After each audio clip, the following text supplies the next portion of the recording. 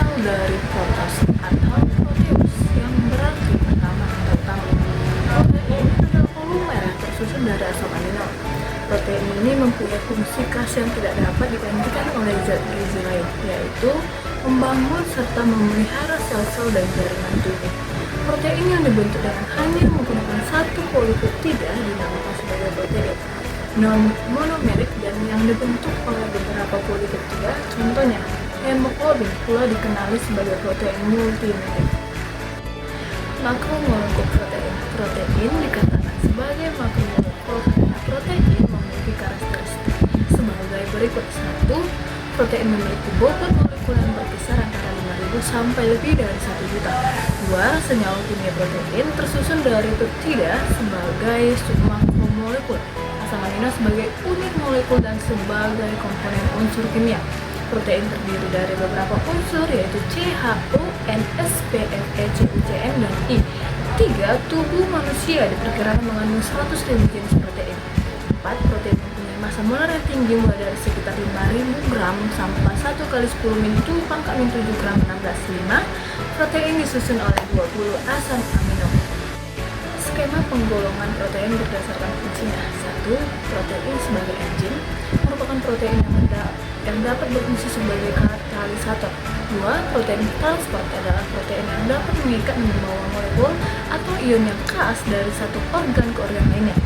3. Protein nutrien, sering disebut juga protein penyimpanan. Protein ini merupakan cadangan makanan yang dibutuhkan untuk pertumbuhan dan perkembangan.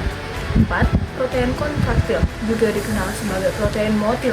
Di dalam sel organisme, protein ini berperan untuk bergerak seperti aktin dan miosit. 5. Protein struktural, jenis protein ini berperan untuk menyangga atau membangun struktur biologi makhluk hidup. Protein juga dapat digolongkan berdasarkan bentuk dan proses pembentukannya serta sifat fisiknya.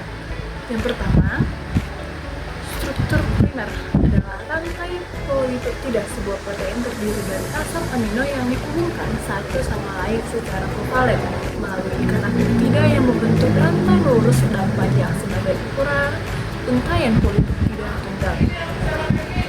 2. Struktur sekunder. Pada struktur sekunder, protein sudah mengalami interaksi intermolekul melalui rantai samping asam amino. 3. Struktur tersier merupakan struktur yang dibangun oleh struktur primer atau sekunder dan distabilkan oleh interaksi hidrofilik, jembatan garam, ikatan hidrogen, dan ikatan disulfida, sehingga strukturnya menjadi kompleks.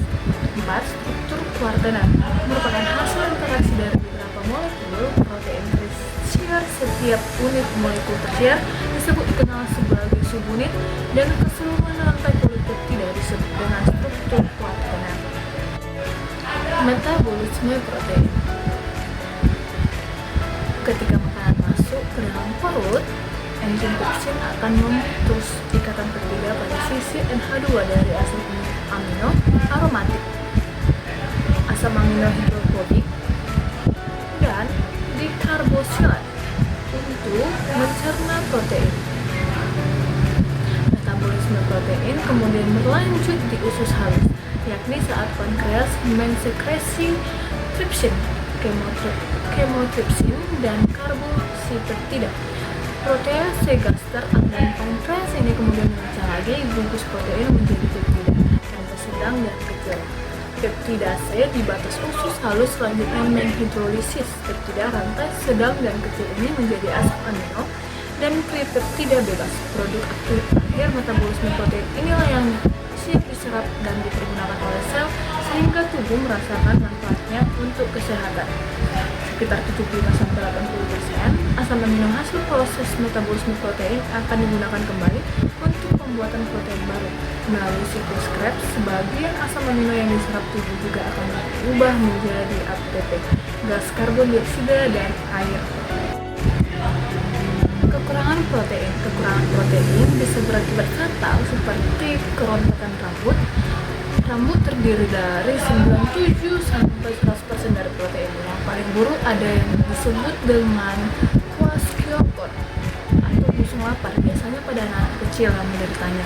dapat dilihat dari yang musim lapar yang disebabkan oleh filtrasi air di dalam pembuluh darah serta gangguan kekurangan protein yang terus-menerus menyebabkan kematian. Halo guys, akhirnya video saya telah selesai.